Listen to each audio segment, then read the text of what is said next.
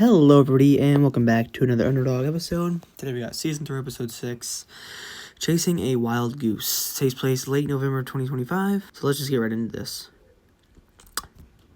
Alice and Dylan are riding in the car with Dylan being in the driver's seat.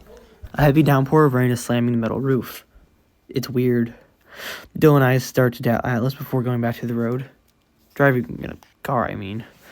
I offer to. I don't want you to carry me. Yeah, not as good as driving in this stuffy car, he says sarcastically. I thought you were fixing the vents. What? Why would I fix them? Alice sighs and turns on the radio. A song from the 80s plays. Dylan mean-eyes Atlas before turning the radio down. In retaliation, Alice turns it back up. But as Dylan is about to turn it back down, Alice screams, "Stop!" Dylan's eyes widen and he slams on the brakes, making the car come to a screeching halt.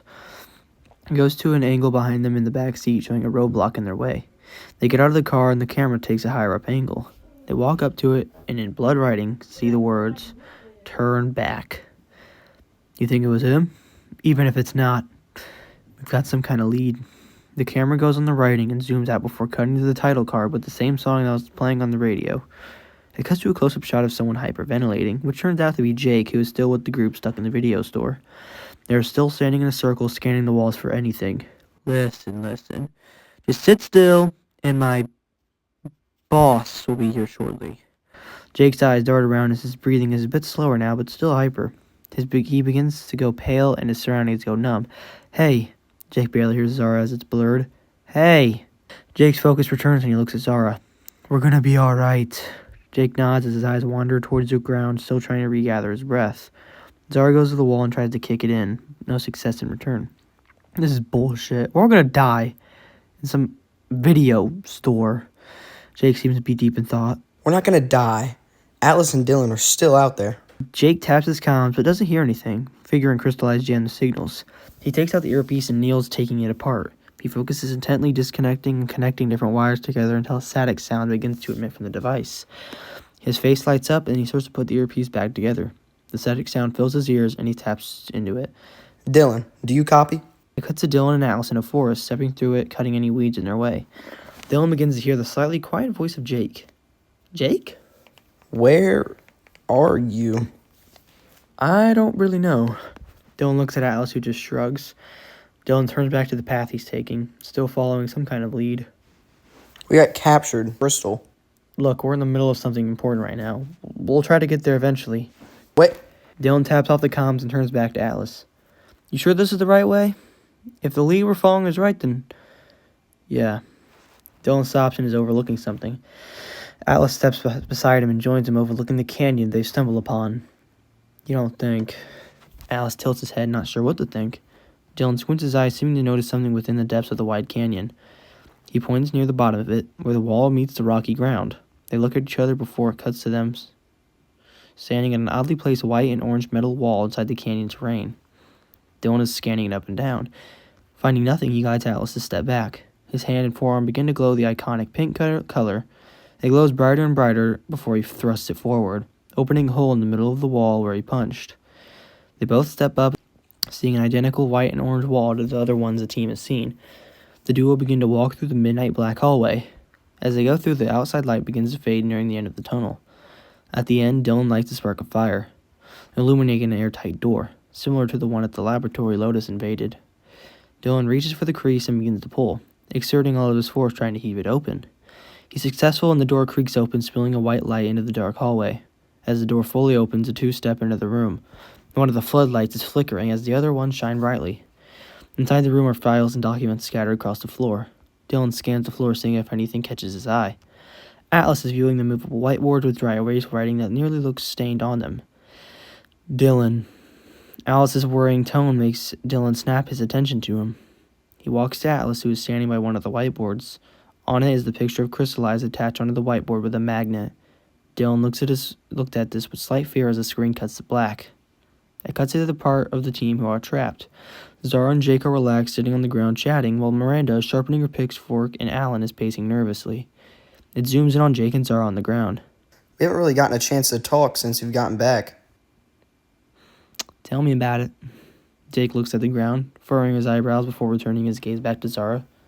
I thought your sister was sick. When you and her came, she was already too far gone. I was planning to move back for a while. I'm so sorry. It's fine. She's been sick for, hell, I don't even know. Jake gives her a reassuring smile before looking at Miranda, who seemed to hear Zara's comment. He stands up and goes to Alan, who's still pacing around the store. Don't you think it'd be good to relax for a second in case something happens? I was the one that got us here. Hence, I should be the one who gets us out. We're a team. There was no one. We get in things together, and that's how we get out. Jake sighs and wipes his hand across his face, yawning. He inhales and tilts his head back, then it cuts to black. Dylan and Atlas are in the car again. As they go, they run over a sign that says wrong way, setting these up just to show us we're going the right way. You think he's doing it on purpose? If he is, makes you wonder why. Atlas turns back to looking out of the windshield of the moving car, but Atlas soon scrunches his eyebrows and looks back at Dylan. Where did Jake say he was captured? I don't know. He was cutting in and out. Alice looks around in deep in thought. Oh, on the whiteboard by the crystal, there was this building pictured. You don't think... Atlas tilts his head and raises his eyebrows. Hey!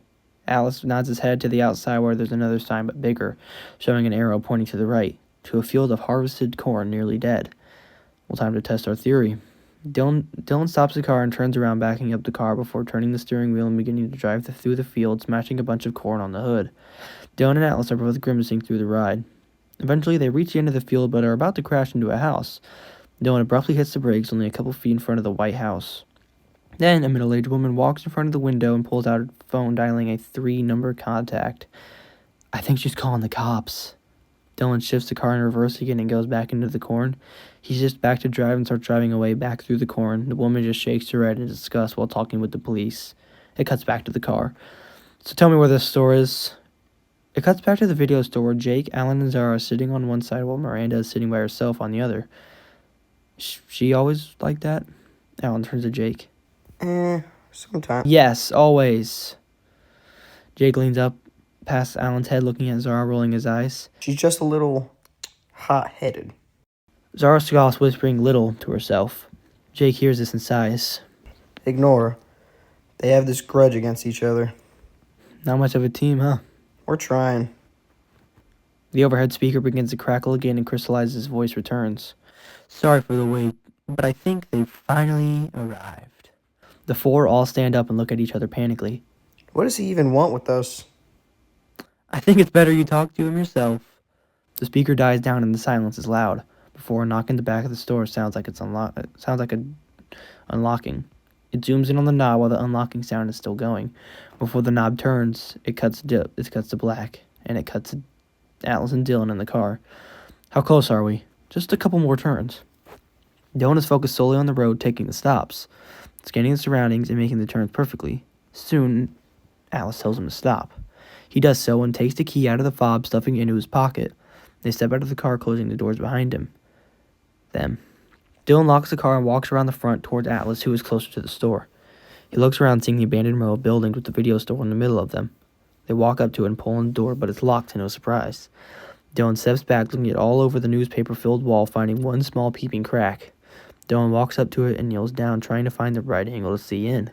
He sees the inside where the four members are standing around looking at the back door. The camera changes inside, looking out at Dylan's face. His face drops to near terror, but mostly surprise. Alice in the background notices this. I think we found him. It cuts to black before the credits begin to roll.